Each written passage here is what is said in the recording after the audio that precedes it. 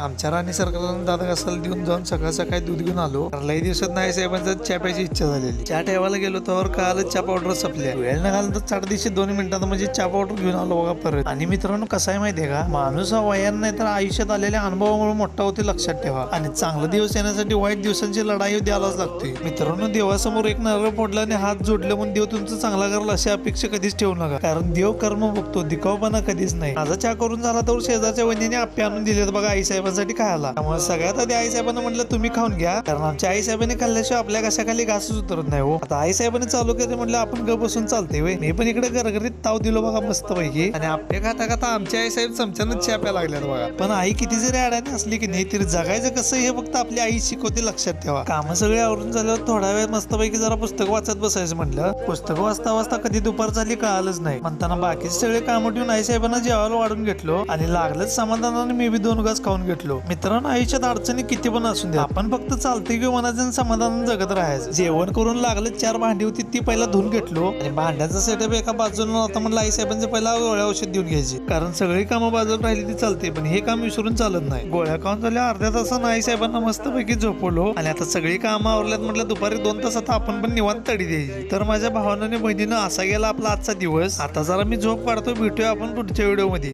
आमच्या राणी सरकारला दादा कसाला देऊन जाऊन सकाळ सकाळी दूध घेऊन आलो. लई दिवसात नाही साहेबांचा चहा प्यायची इच्छा झालेली. चहा ठेवायला गेलो तर काल चहा पावडर संपल्या. वेळ न घालून तर 2.5 मिनिटात म्हणजे चहा पावडर घेऊन आलो बघा परत. आणि मित्रांनो कसं आहे माहितीये का, माणूस हा वयानं नाही तर आयुष्यात आलेल्या अनुभवामुळे मोठा होते लक्षात ठेवा. आणि चांगला दिवस येण्यासाठी वाईट दिवसांची लढाई द्यायलाच लागते. मित्रांनो देवासमोर एक नारळ फोडला आणि हात जोडले म्हणून देव तुमचं चांगला करेल अशी अपेक्षा कधीच ठेवू नका. कारण देव कर्म बघतो, दिखावपणा कधीच नाही. माझा चहा करून झाला तर शेजारच्या वहिनीने आप्पे आणून दिलेत बघा आईसाहेबांसाठी खायला. त्यामुळे सगळ्यात आधी आईसाहेबांना म्हटलं तुम्ही खाऊन घ्या, कारण आमच्या आईसाहेबांनी खाल्ल्याशिवाय आपल्या कशाखाली घासच उतरत नाही हो. आता आईसाहेबांनी चालू केले म्हटलं आपण ग बसून चालते वे. मी पण इकडे गरगरीत ताव दिलो बघा मस्त पैकी. आणि आप्पे खाता खाता आमच्या आईसाहेब चमच्यानं चहा प्यायला लागल्यात बघा. पण आई किती जरी अडाणी असली की नाही तरी जगायचं कसं हे फक्त आपली आई शिकवते लक्षात ठेवा. कामं सगळे आवरून झाल्यावर थोडा वेळ मस्त पैकी जरा पुस्तक वाचत बसायचं म्हटलं. पुस्तक वाचता वाचता कधी दुपार झाली कळालंच नाही. म्हणताना बाकीचे सगळे कामं ठेवून आईसाहेबांना जेवायला वाढून घेतलो आणि लागलंच समाधानाने मी बी 2 घास खाऊन घेतलो. मित्रांनो आयुष्यात अडचणी किती पण असून द्या, आपण फक्त चालते किंवा मनाचं समाधान जगत राहायचं. जेवण करून लागलं 4 भांडी होती ती पहिला धुवून घेतलो आणि भांड्याचा सेटअप एका बाजूला होता म्हणलं आईसाहेबांचे पहिला गोळ्या औषध देऊन घ्यायची. कारण सगळी कामं बाजूला राहिली ती चालते पण हे काम विसरून चालत नाही. गोळ्या खाऊन झाल्या अर्ध्या तासानं आईसाहेबांना मस्तपैकी झोपवलो आणि आता सगळी कामं आवरल्यात म्हटलं दुपारी 2 तासात आपण पण निवांत तडी द्यायची. तर माझ्या भावानं आणि बहिणीनं असा गेला आपला आजचा दिवस. आता जरा मी झोप काढतो, भेटूया आपण पुढच्या व्हिडिओ मध्ये.